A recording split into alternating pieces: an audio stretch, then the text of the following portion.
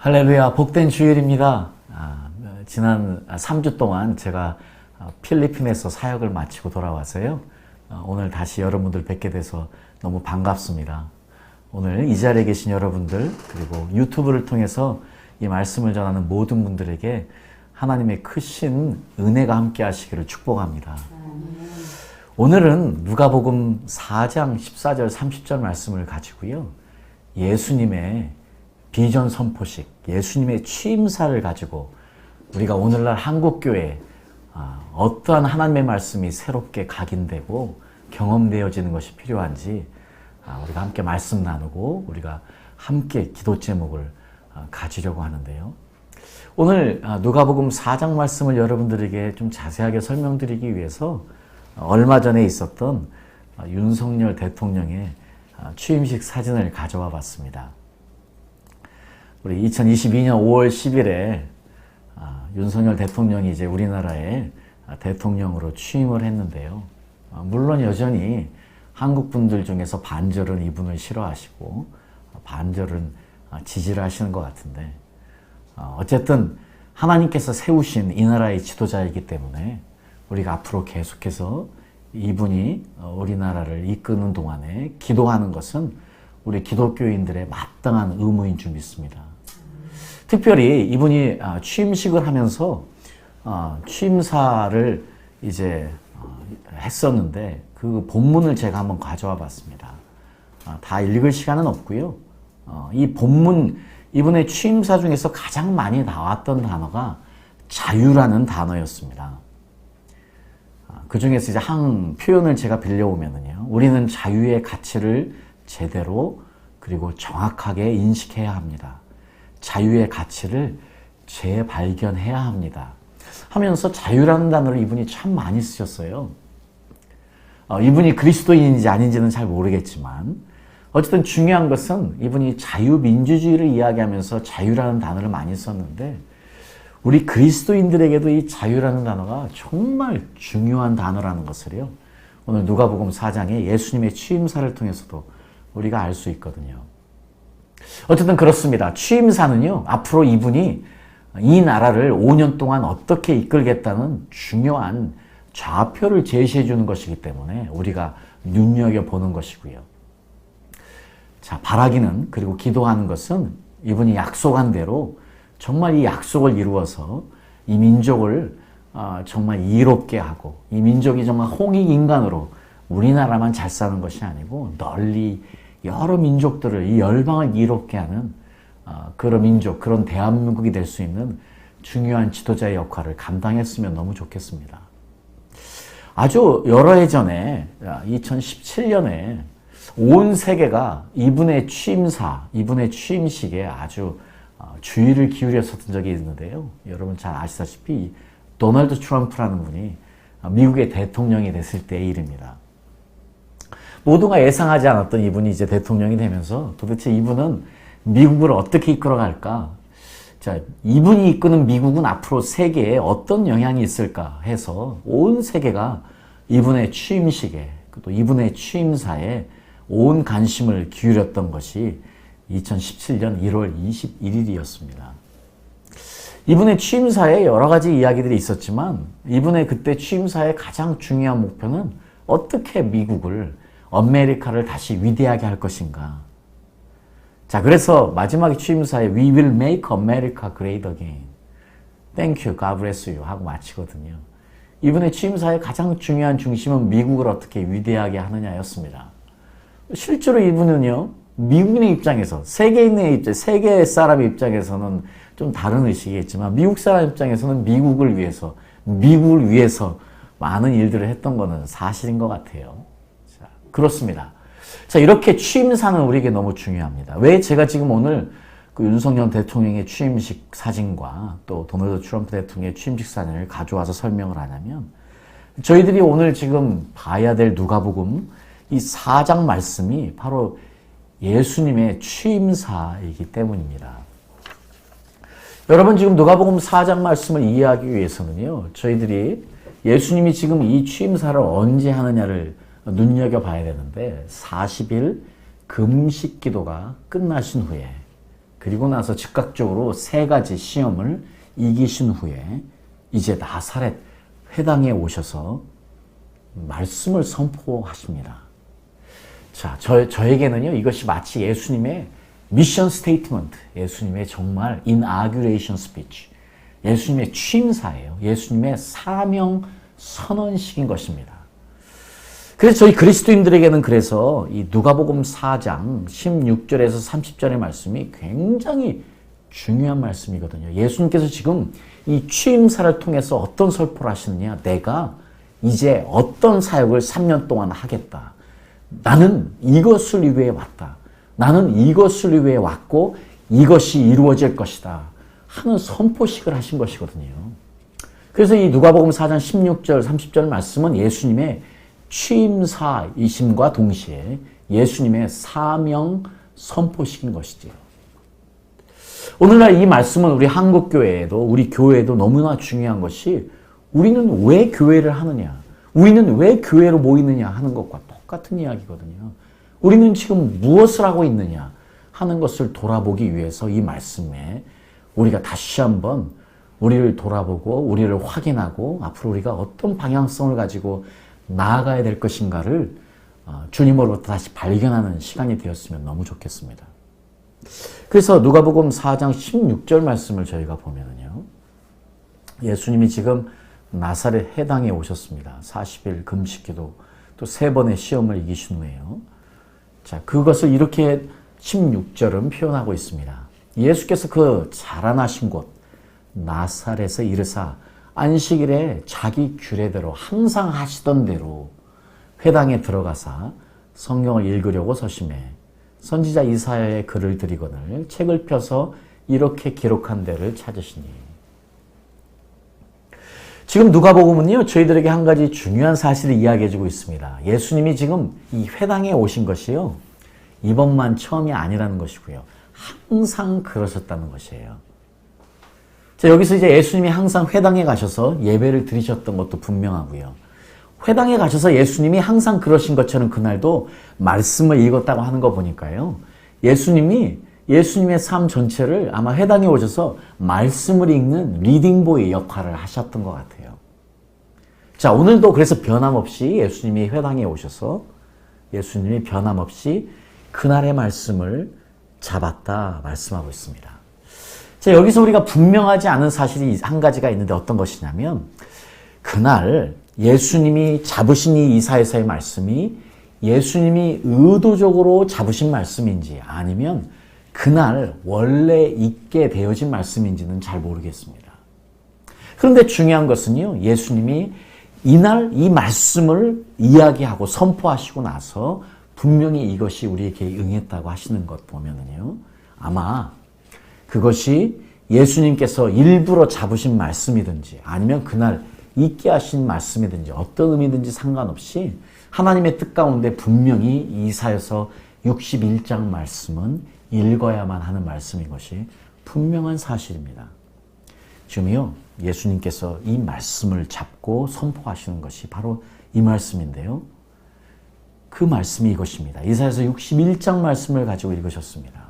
주의 성령이 내게 임하셨으니 이는 가난한 자에게 복음을 전하게 하시려고 내게 기름을 부으시고 나를 보내사 포로된 자에게 자유를, 눈먼 자에게 다시 보게 함을 전파하며 눌린 자를 자유케 하고 주의 은혜의 해를 전파하게 하려 하심이라 하였더라. 지금 예수님이 이사야서 61장을 읽으셨거든요. 자, 그리고 나서 예수님이 즉각적으로 이렇게 말씀하십니다. 20절에 보니까요. 책을 덮고 그 맡은 자에게 주시고 앉으시니 회당에 있는 자들이 다 주목하여 보더라. 이에 예수께서 저에게 말씀하시되 이 글이 오늘날 너희 귀에 응하였느니라. 자, 이 말씀대로 이제 되었다 하는 이야기를 하십니다. 자, 아까 제가 누누이 말씀드린 대로요, 지금 예수님께서 지금 공생애를 하시기 전에 40일 금식기도가 끝나시고 3번의 시험을 완전히 이기신 후에 지금 예수님의 첫 번째 사역이 무엇이었냐면 원래 가시던 회당에 가셨습니다. 다른 회당도 아니고요, 원래 늘 가시던 그 나사렛 회당에 가셔서 드디어 이 말씀을 선포하시는 것입니다. 그리고 이제 내 사역이 이 말씀을 이루기 위해서 왔다고 선포하시는 너무나 중요한 순간입니다. 자, 그래서 우리 교회들에게도 예수님에게 있어서 이것이 예수님의 사명 선포식 취임사였다면 예수님, 나는 이제 3년 동안 이것을 사역할 거야. 나는 이것을 위해서 왔다 하고 선포하시는 것을 우리가 가슴에 깊이 새긴다면 오늘 우리 한국교회는, 오늘 우리 그리스도인들은 어떻게 이 땅에서 예수님이 원하시는 뜻을 이룰 수 있을지, 우리는 어떻게 이 땅에서 예수님이 원하시는 하나님이 기뻐하시는 일을 할 수 있을지에 대한 답을 얻는 것이지요. 자, 여러 가지로 한국교회가 지금 어려움에 처해 있습니다.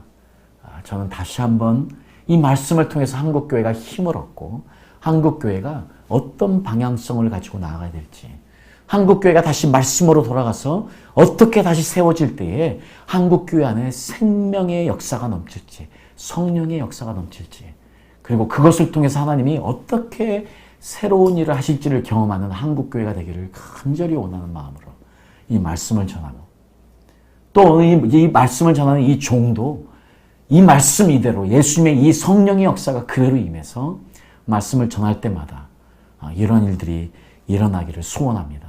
정말 눌린 자가 자유케 되고 눈먼 자가 다시 보게 되고 갇힌 자가 자유케 되는 역사, 마음이 상한 자가 위로를 받고 치료함을 얻는 역사가 있게 되기를 간절히 소원합니다. 특별히 저희가 이 말씀을 보면은요, 누가복음 61장 말씀과 누가복음 4장 말씀에 약간의 차이가 있는 것을 알게 됩니다. 자, 특별한 차이는 아니고요, 표현의 차이인데 그래도 이 표현들을 그대로 사용하기 위해서 제가 두 가지를 비교해 보려고 합니다. 자, 가난한 자에게 아름다운 소식을 전하게 하려 하심이라. 이는 나를 보내사 마음이 상한 자를 고치며 포로된 자에게 자유를, 갇힌 자에게 노임을 전파하며. 누가복음 4장 역시요, 가난한 자에게 복음을 전하게 하시려고 내게 기름을 부으시고 나를 보내사 포로된 자에게 자유를, 눈먼 자에게 다시 보게 함을 전파하며 눌린 자를 자유케 하고. 자, 예수님께서 지금 누가복음 이사야서 61장을 가지고 전하셨는데 표현에 약간의 차이를 두신 것을 우리가 알 수 있습니다. 자, 이것이 특별한 차이가 아니기 때문에요, 저는 이 누가복음 61장과 누가복음 4장을 그대로 가져와서 여러분에게 오늘 이 말씀의 핵심이 무엇인지를 설명드리려고 합니다. 자, 첫 번째로 우리가 알아야 될 것은요, 자, 어떤 일이냐? 여호와의 신이 임하셨으니. 자, 이사야서 61장 1절은 여호와의 신이 내게 임하셨으니로 시작을 합니다. 이는 여호와께서 그래서 내게 기름을 부으사. 자, 그런데 18절, 누가복음 4장 18절 말씀은요, 주의 성령이 내게 임하셨으니 이는 가난한 자에게 복음을 전하게 하시려고 내게 기름을 부으시고. 자, 이 말씀은 저희들에게 너무 분명합니다.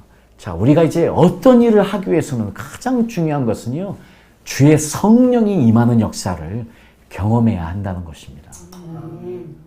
성령의 역사 없이는 우리가 아무것도 이룰 수 없고 할 수 없다는 사실을 분명히 알아야만 합니다. 여러분, 지금은 성령 시대에 살고 있습니다. 여러분이 어떠한 교단에 속해 있든지 그것은 아무 문제 될 것이 없습니다. 여러분이 고신입니까? 합신입니까? 총신입니까? 여러분 어떤 교단입니까? 순복음입니까? 아무 상관없습니다. 예수 믿는 모든 사람들에게는, 예수 믿는 모든 교회에게는 한 가지 동일한 진리가 적용이 됩니다. 오직 주의 성령이 임하셔서 기름 부음이 임하실 때만이 나타나는 하나님의 역사를 경험할 수 있다는 사실입니다. 그래서 우리는 이것을 위해서 지금도 내일도 주님 다시 오시는 그날까지 기도해야 합니다. 오직 주의 성령이 임하기를 기도해야 합니다. 오직 주의 성령이 우리에게 기름 부으시기만을 기도해야 된다는 사실입니다. 다시 한국교회가 주의 성령으로 충만되어지고 주의 기름 부으심에 충만되어질 때에 일어나는 역사를, 그 능력을 경험하게 될 줄 믿습니다. 주의 성령이 임해서 주의 기름 부음을 부르시는 이유는 한 가지입니다. 어떤 것이냐? 가난한 자에게 아름다운 소식을 전하게 하려 하심이라. 주님께서 우리에게 성령을 부으시는 이유는 한 가지입니다. 바로 그분의 그 복음, 그분의 그 기쁜 소식이 누구에게? 가난한 자에게 복음을 전하게 하려 하십니다. 우리가 전하는 복된 소식은, 우리가 전하는 기쁜 소식은 누구를 위한 것이냐면 가난한 자를 위한 것입니다. 여러분, 천국에 가시면 여러분 한 가지 분명한 사실을 알 수 있습니다. 어떤 사실이냐? 천국은요, 마음이 가난한 자들로 채워져 있습니다. 자, 그래서 예수님의 산상수훈은요, 우리는 문자적으로 이해해야 합니다. 심령이 가난한 자는 복이 있나니 천국이 저희 것입니다. 누가 천국에 갑니까? 마음이 가난한 자입니다. 누가 천국에 갑니까? 마음이 가난해서 주님 없이 살 수 없다고 고백하는 자들입니다. 누가 천국에 갑니까? 마음이 가난해서 주님 나를 도와주셔야만 내가 이 땅에 살 수 있습니다 하고 주님만을 간절히 바라고 소원하는 그 마음 가난한 자들이 가는 곳이 천국입니다. 천국은 마음 가난한 자들의 것입니다. 여러분, 그래서 가난이 때로는 복일 수 있습니다. 우리 한국교회가 70년대, 80년대에 엄청난 부흥을 경험했습니다. 그때 우리가 굶어 죽진 않았습니다. 그렇지만 그렇게 잘 살던 때는 아니었습니다. 그러나 그때 우리는 간절히 주님을 찾았고 많은 교회들은 놀라운 부흥을 경험했습니다. 왜냐하면 주의 복음이 마음이 가난했던 사람들에게 전달되었기 때문이었고요. 마음이 가난했던 한국교회 사람들은 그때 복음을 받을 준비가 되어 있었습니다. 그런데 이제 90년이 지나고 2000년이 지나고 2010년, 20년을 당하는 이제 우리는 2020년을 사는 우리들은 더 이상 가난하지 않습니다. 한국에 굶어 죽는 사람 있습니까? 이제 한국 교회는요, 이제 한국 사회는 더 이상 가난한 자들이 없습니다. 물론 가난한 사람들 많습니다. 여전히 도움이 필요한 사람들 많습니다. 어렵게 사는 사람들 많습니다. 그러나 보편적으로 제가 말씀드립니다. 이제 저희들은 더 이상 육적으로 가난하지 않은 시대를 살고 있습니다. 자, 이제 문제가 생겼습니다. 이제 저희는 더 이상 주님을 간절히 찾지 않는 때가 왔습니다. 왜 한국교회에 기도가 없습니까? 왜 한국교회에 열정이 없습니까? 왜 한국교회 신앙의 야성과 기도의 야성에 빠졌습니까? 왜 우리가 옛날처럼 밤을 새워 기도하지 못하고 왜 소리질러 주님을 부르짖을 수 없습니까? 왜냐하면 가난하지 않기 때문입니다. 이제 우리는 복음으로부터 멀어지기 시작했고 이제 우리는 천국으로부터 멀어지기 시작했습니다. 심령이 가난한 자는 복이 있나니 천국이 저희 것임입니다. 오직 마음 가난한 자들이 가는 곳이 천국입니다. 여러분, 우리는 지금도 내일도 주님 다시 오시는 날까지 주님만을 간절히 바라는 가난한 자가 되어야만 되겠습니다. 교회는 가난한 자를 만들어야만 합니다.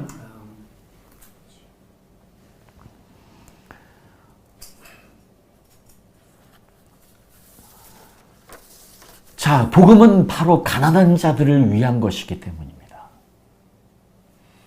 교회의 역할은 우리 모두가 다 마음 가난한 자들 되어서 주님을 바라보게 하는 것이고 주님만 의지하게 하는 곳이기 때문입니다. 자, 그래서 이제 예수님이 성령이 임하시면 내게 기름을 부으사 가난한 자들에게 복음을 전하게 하시려고. 근데 이 가난한 자들이 누구냐를 예수님이 지금 이사야서 말씀을 통해서 우리에게 또 분명하게 이야기해 주고 계십니다. 누가 가난한 자인가? 첫 번째 네 가지로 이사야서 61장과 누가복음 4장 말씀을 종합해 보면 네 가지로 정리가 됩니다. 마음이 상한 자입니다. 마음이 상한 자가 가난한 자랍니다. 이 포로되어 있는 자들이 가난한 자랍니다. 눈이 먼 자들이 가난한 자랍니다. 눌려서 갇힌 자들이, 눌린 자들이 가난한 자랍니다. 자, 그렇다면 우리가 이 이사야서 61장, 누가복음 4장 말씀을 어떻게 이해할 수 있겠습니까? 여러분, 예수님께서 정말로 눈먼 자들을 위해서 오고 포로된 자들을 위해서 왔다고 문자적으로 이해를 한다면 우리는 지금도요, 우리는 감옥에 가서 그들에게 복음을 전해야 합니다. 우리는 소경들을, 눈먼 사람들만 찾아가서 복음을 전해야 됩니다. 자, 이 말씀이 문자적으로만 이해할 수 있는 것입니까? 아닙니다. 이것은 문자적이며 영적인 두 가지 면을 다 가지고 있는 것입니다. 예수님이 이 땅에 가난한 자들을 위해서 오셨습니다. 실제적으로도 가난한 자들을 위해 오셨습니다. 그러나 영적으로 가난한 자들을 위해 오셨습니다. 예수님은 마음 가난한 자들을 위해 오셨습니다. 누가 그들이냐? 마음이 상한 자들입니다. 감옥에 갇혀있는 자들입니다. 영적인 감옥에 갇혀있는 자들입니다. 영적으로 눈이 먼 자들입니다. 영적으로 눌려서 갇혀있는 자들임을 이야기하고 있습니다. 그래서 예수님이 마음이 상한 자들에게 치료를 주시겠다고 이야기하십니다. 예수님이 성령이 임하시면, 그래서 성령의 기름 부음을 받으면 임하는 것이 무엇이냐? 마음이 상한 자들이 치료를 얻는다는 것입니다. 위로를 얻는다는 것입니다.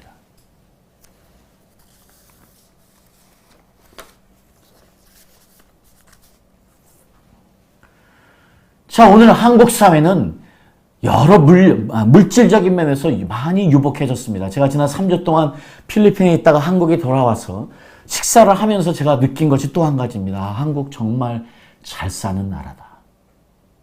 이 땅에서 우리가 불평하는 것은요, 상대적인 불평이지 절대적인 불평이 아닙니다. 한국은 정말 잘 사는 나라입니다. 한국은 정말 풍족한 나라입니다. 그런데 물질적으로는 풍족해졌을지 몰라도 많은 사람들의 마음이 상해져 가고 있습니다. 많은 것들이 우리의 마음을 상하게 하고 있습니다. 사실 그 어떤 때보다 우리 한국교회가 이제는 치료를 전달해야 될 때입니다.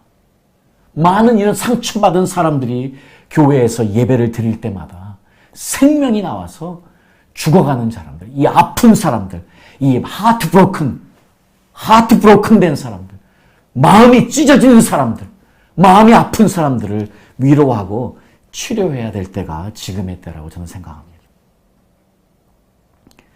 자, 두 번째로 지금 예수님께서 또 포로된 자에게는 자유를 주시겠다고 이야기하시네요. 지금 감옥에 있는 사람들이 몇 명이나 되겠습니까? 그런데 영적인 눈으로 보면은요, 이 세상의 모든 사람들이 다 자기의 감옥에 갇혀 있습니다. 그래서 조지 엘리엇이라는 영국 소설가가요, 자신의 책에서 5가지 프리즌을 이야기하는데 이것이 참 우리에게 전달해준 내용이 커서 제가 가져와 봤습니다. 5가지 프리즌에 인간이 살고 있다는데요. 그 프리즌이 어떤 프리즌이냐? 자기 사랑의 감옥이랍니다. 지금 현대 사회는요, 지금 한국 사회를 보십시오. 지금 왜 이렇게 이기적이 됩니까? 지금 한국 사회처럼요, 가장 이기적인 때가 없었습니다. 지금 모든 젊은이들도 그렇고 모든 사회가, 한국 사회가 극단적인 이기심으로 가득 차 있습니다. 이 이기심은 어디서 옵니까?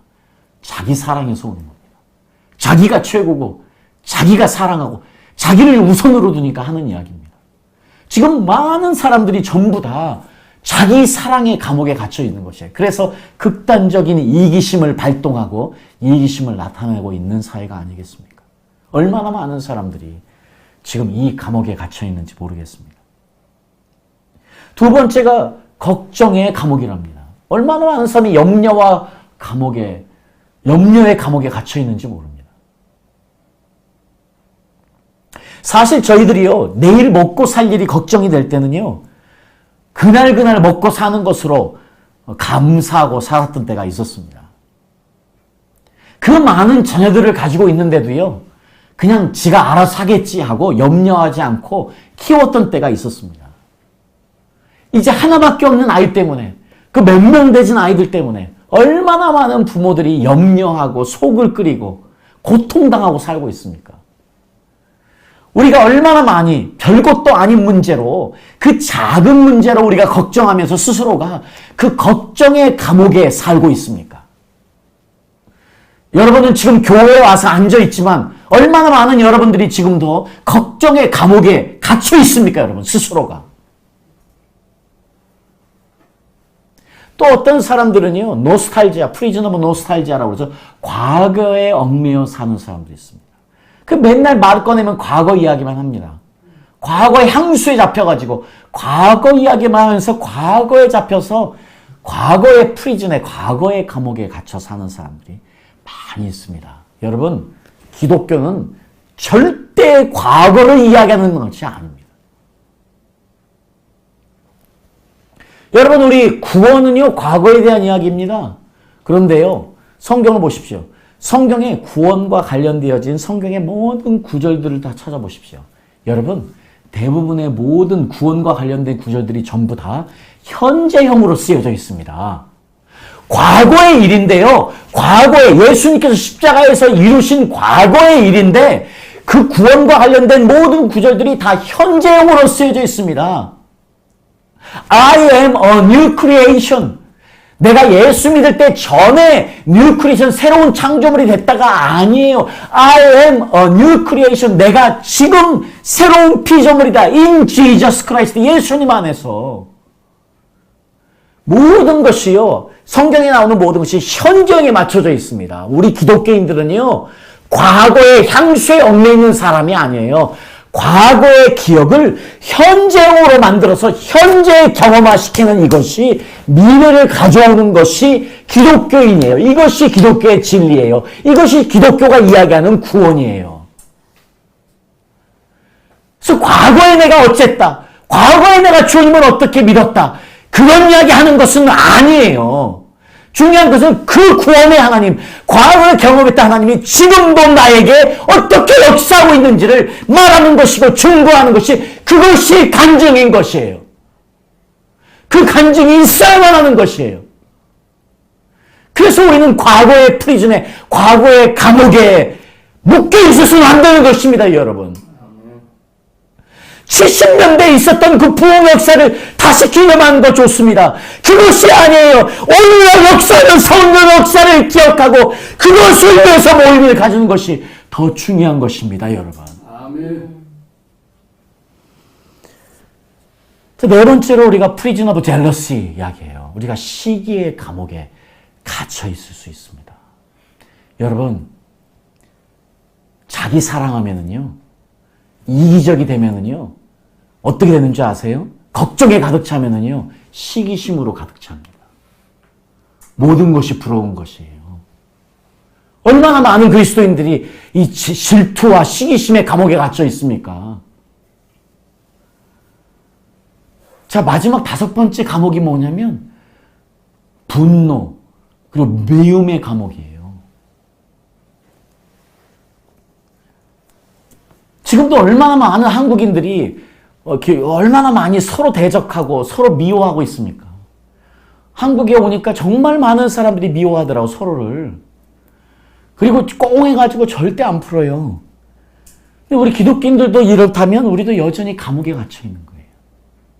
이 보편적인 이야기를 지금 조지 앨리시 했지만 이것도 여전히 우리는 지금 어떤 감옥에 갇혀 있습니까? 이스라엘 백성들에게 있어서 감옥이라는 것은요, 이스라엘 백성들에게서 포로됐다는 것은 자기 땅을 잃고 바벨론으로 떠나간 것을 이야기해요. 지금 불순종함으로 하나님이 주신 약속의 땅에 있지 못하고 바벨론으로 이거된 그것 사건을 포로된 자로 표현을 합니다. 자, 그것이 영적으로는 이제 죄악. 자, 우리 죄악에 빠져 있는 사람들이 그 포로된 자라고 이야기할 수 있는 것이지요. 근데 요즘은요, 이 모든 것들, 이 포로되는 것, 사탄이 얼마나 강력하게 여러 가지로 역사하는지 너무나 많은 사람들이 다른 종류의 감옥에 있어요. 요즘 같은 경우 술 중독, 술의 감옥에 빠진 거예요. 담배 중독, 담배의 감옥에 빠져 있는 거예요. 마약의 감옥, 또 도박의 감옥, 요즘 아이들은 어떻습니까? 게임의 감옥에 빠져 있는 거거든요, 걔들. 게임만 하면 그냥 게임만 합니까? 그 오는 나쁜 영들, 그 보십시오. 그 게임할 때 나오는 것들 보십시오. 그것들 한번 쳐다보십시오. 여러분의 영에 어떻게 반응하는지. 전부 악한 영들이 나오는 거예요, 게임하면. 얼마나 많은 아이들이 지금 게임에 빠져서 귀신에 들려 있습니까, 여러분? 핸드폰은 어떻습니까? 한국에서 지금 지하철 타보십시오. 100이면 100 전부 핸드폰 켜고 있습니다. 핸드폰이 없으면 불안해가지고 견딜 수 없는 사람들이 얼마나 많습니까? 전부 다 핸드폰에 중독에 빠져서 전부 이 감옥에 갇혀있는 거예요. 유튜브에 감옥에 갇혀있고 유튜브를 보지 않으면 견딜 수 없는 거예요. 열어서. 모두가 다 이 감옥에 빠져있는 거예요. 지금요. 사탄은 지금 우리를 여러 다양한 방법으로 감옥에 빠지게 합니다. 감옥에 빠지게 해요. 그래서 포로가 되게 합니다. 우리를. 그 궁극적인 목적이 무엇이냐? 죽게 하려고 우리를 죽이려고 하는 것이지요. 그 예수님이 지금 말씀하신 내가 포로 된 자에게 자유를 주시겠다는 이 말이 그 어느 때보다도 간절하게 우리에게 와 닿아야만 합니다.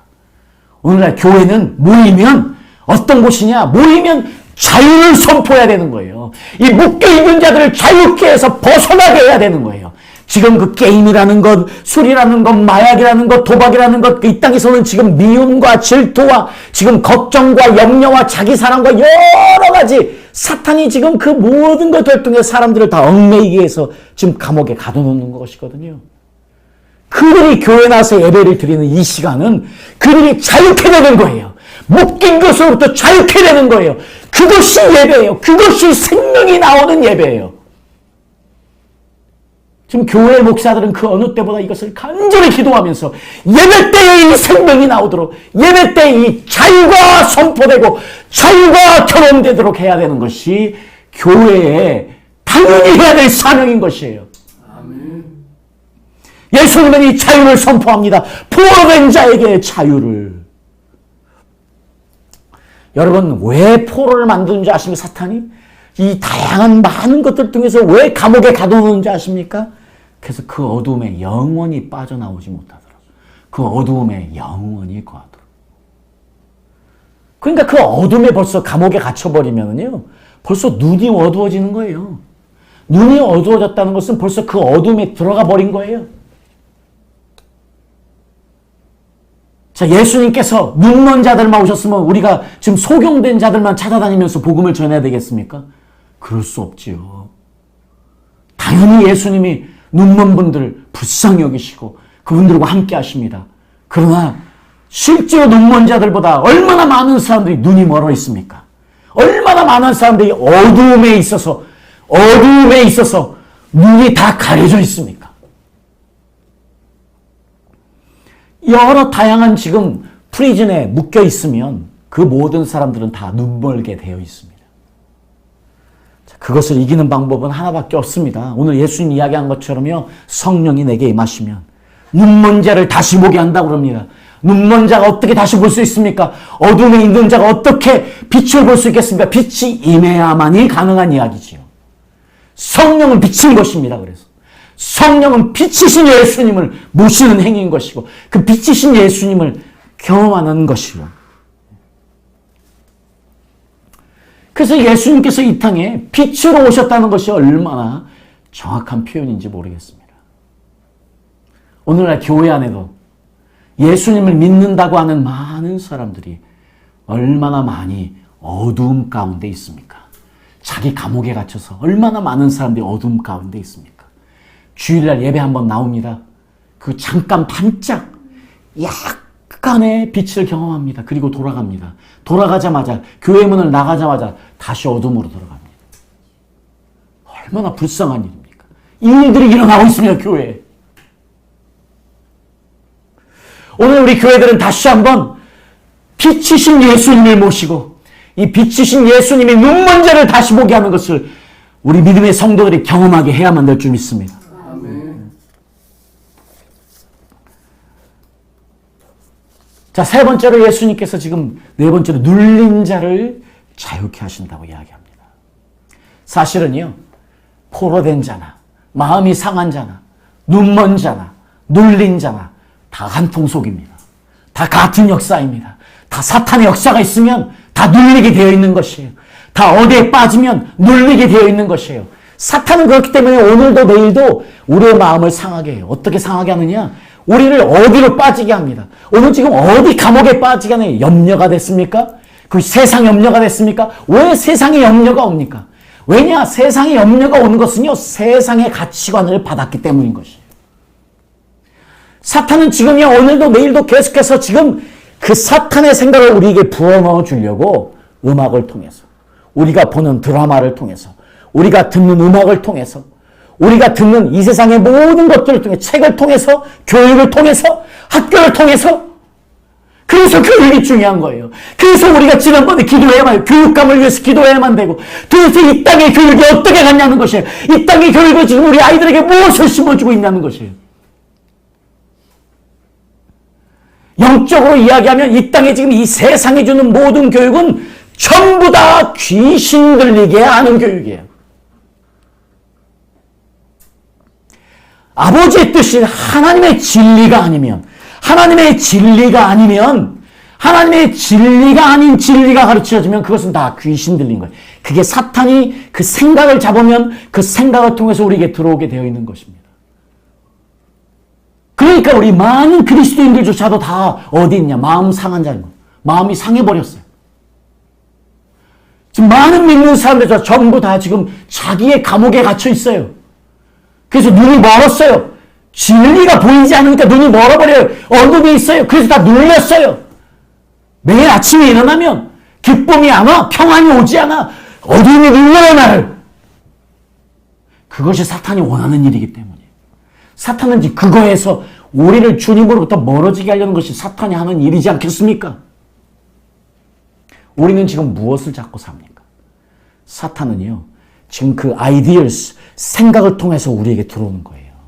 내가 어떤 가치관을 잡고 있느냐, 내가 지금 어떤 영향을 받고 있느냐, 나는 지금 세상에 어떤 가치관이 나한테 들어와서 나를 지배하고 있느냐, 이것을 면밀하게 봐야 되는 것이에요. 그래서 진리를 알지니 진리가 너희를 자유케 하리라 하는 거예요. 아멘. 주님의 진리를 잡아야지. 세상이 주는 진리를 잡으면, 세상이 주는 가치관을 잡으면 그 어느 누구도 살 수 없이 다 죽는 거예요.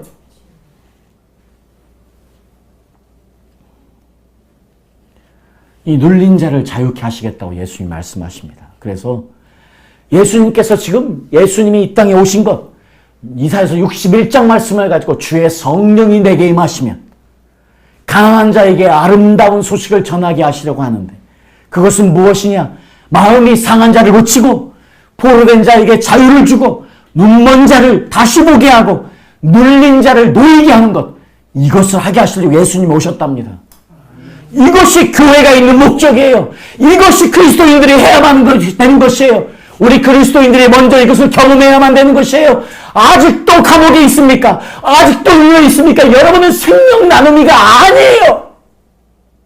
먼저 내가 자유함을 얻어야, 내가 먼저 비단을 거해야, 내가 완전히 눌리지 않고 그 어둠으로부터 자유케 되어야 드디어 그 다음부터 예수님 따라서 우리도 이 생명을 나누고 자유를 나누는 자들이 될 수 있는 것을 믿습니다. 아멘.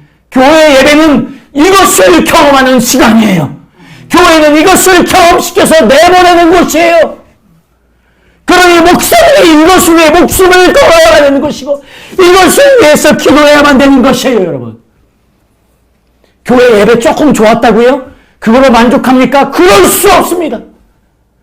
매 시간이 우리에게는 삶과 죽음의 시간인 것이에요. 죽은 자들이 얼마나 살아날 수 있는지를 보는 것이에요.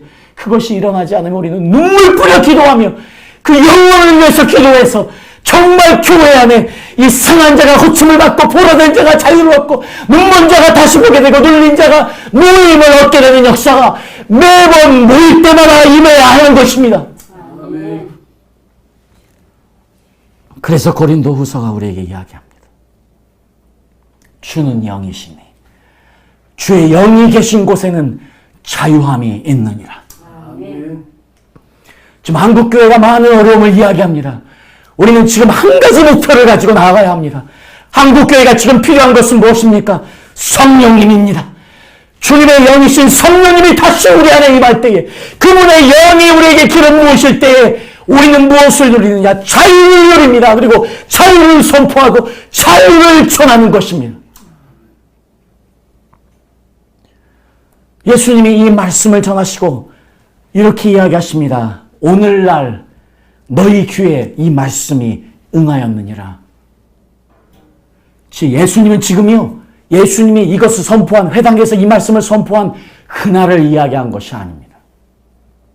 지금 이 자리에서 예수님이 이 자리에 이 말씀에 응했으니 이제로부터는 내가 다시 오신 그날까지 이 말씀은 이미 완성이 되었다. 이미 나는 이것이 완성되었음을 선포한다 하신 말씀입니다.